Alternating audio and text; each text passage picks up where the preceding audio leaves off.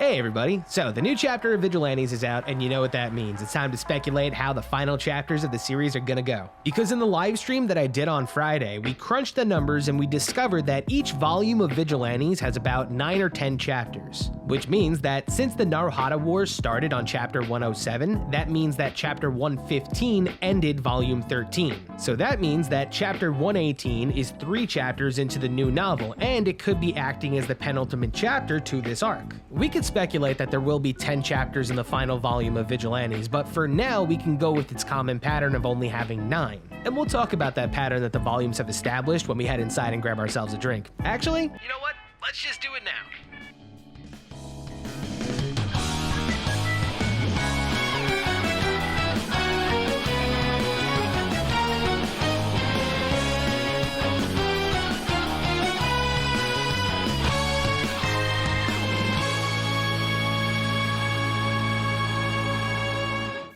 Alright folks, welcome to the bar. So, chapter 118 was one that you really had to take in and digest and really kind of understand what was going on because there was a lot of subtle nuance going on. This was one of those chapters that you have to really kind of understand the thought processes of Koichi to really kind of understand the ending of the chapter and not take it for its face value. Because to be quite honest, if you take it for face value, you're gonna be completely distraught. Because chapter 118 is just the straw that breaks the camel's back when it comes to the power struggle between number 6 and Koichi. And that's what does make me think that a clear winner at the end of chapter 119 will be determined. But that aside, thinking of the ending, Vigilantes can't end until we get some fallout to what's happened. Going back to the pattern that I was talking about in the intro, the pattern for each novel has been that when an arc is getting ready to end, usually that novelization, the first 4 chapters is the end of that arc. Like the first 4 chapters of volume 8 of Vigilantes isn't the Shirakumo arc, it's the end of the Sky Egg arc. This type of writing though is just what My Hero Academia writers do. And I've said before that Furuhashi is as meticulous as Horikoshi is, and he's planted some stories or just simple notes of dialogue in the past that have just come back before and slapped us in the face. Kinda like how you're wondering what Captain Celebrity's purpose to the manga actually is, and then you find out in the end that Koichi wouldn't even have the idea to turn his quirk into a quirk that can encompass his whole body without Captain Celebrity. Vigilantes is the definition of that old phrase, those that forget the past are doomed to repeat it. And to be quite honest, with Vigilantes, we're really kind of hoping that Koichi ends up to be that character that helps to try to stop that perpetuation of what's going on. Because the way that this fight is ending is very much in the same vein as Hood versus all of the people in the underground fighting arena. The underground fighting masquerade definitely provided the police with enough information to insinuate that All for One was moving once again. So my guess would be that Detective Tanuma's information isn't gonna go lost and fall upon deaf ears. Tsukauchi is gonna put 1 and 1 together and he's gonna realize that All for One is moving once again. Actually, we've done enough rambling here at the bar. Let's head over to the wall and I'll show you what I'm talking about.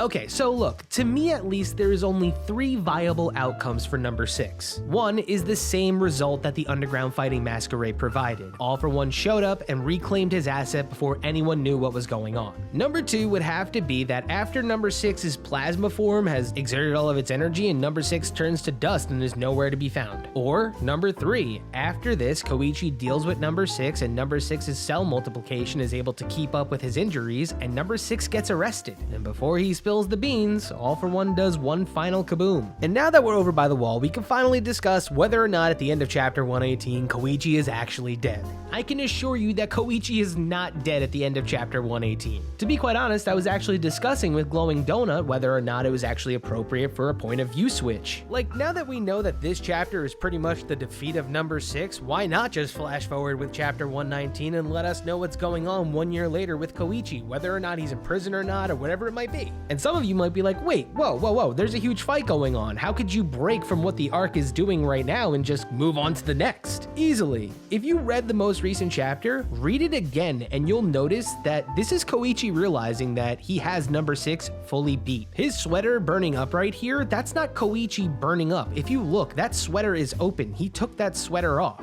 This whole chapter was him coming to that realization that, you know, that wanton dream of becoming a hero has successfully come true right in front of him. And with that realization, you can have this swan song of an appearance for the Crawler. So instead of having a big face-off where he obliterates number 6's punch with his own punch, he pivots in midair, unzips his sweater, zips out of his sweater, and makes number 6 think that he's dead, only for number 6 to get punched like Overall did during the Infinite 100%. Because while this chapter did leave us with that cliffhanger that Koichi could possibly be dead, I do think that that cliffhanger was meant to tell every single one of us that the Crawler is officially dead. And remember, there's a narrator to this story, and that's Koichi. So whether or not they just break whatever that might be and have narration for the sake of narration, if anything, he could possibly be telling the story of him being a vigilante to Deku. And to be quite honest, I don't need a bow wrapped around the narrator portion of the plot. What I do need a bow wrapped around is some of the plot holes that have been left open from the prior chapters of My Hero Academia Vigilantes.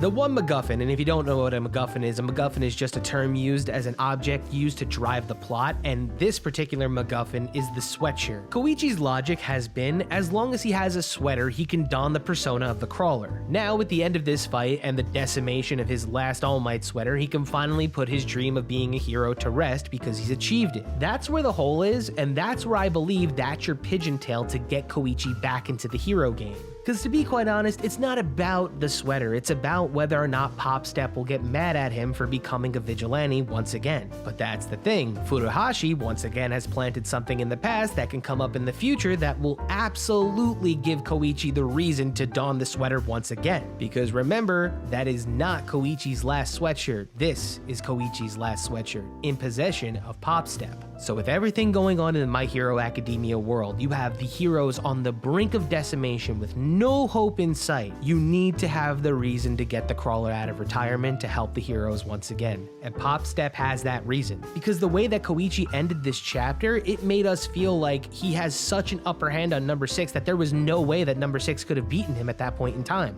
During this fight, Koichi has ascended beyond levels that anyone thought were comprehensible, even All For One. I mean, to be quite honest, All For One at this point was like, what the hell is going on with this guy's quirk? It's mediocre at best, and now it's doing this? If anything, it gave All For One a crash course on quirks as well. He found out that he could take the most simple of quirks and turn it into something so devastating that he wouldn't even fathom how bad it would be. And I know that there are camps of thought out there that are like, okay, if All For One just saw how devastating this quirk is, there's no way that he won't show up and try to steal it. All Might hasn't shown up, and one thing that would be absolutely devastating would be that if All For One shows up to reclaim his asset and steal a quirk. So with the current plot of My Hero Academia bringing back a bunch of past villains, and some of the supporting cast of My Hero Academia Vigilantes being heteromorphs, it begs the question, will they possibly appear in My Hero Academia? So I wouldn't be surprised if Chapter 119 finally starts to mark the end of this current chapter. Chapter 118's cliffhanger definitely solidifies that fact, because there's no way you're gonna dedicate an entire chapter to your main character realizing that he's so strong just for him to just get killed. It's just not gonna happen. And if Vigilantes decides to do that jarring point of view change where we're like, wait, what just happened? That's something that we're just gonna have to live with. But if we do get a nice bow on the fight and we get to see Koichi finish off number 6, it would be pretty cool. Now, with the end in mind, be sure to let me know what you think is going to happen in the coming chapters. Knowing that chapter 119 and 120 are going to be the end of this fight, I really want to know your input, because for all we know, it's certainly a possibility that number 6 is among the coterie of villains shown in chapter 341 of My Hero Academia. Because don't forget, number 6 is technically a mutant. So let me know what y'all think. I'll catch y'all later.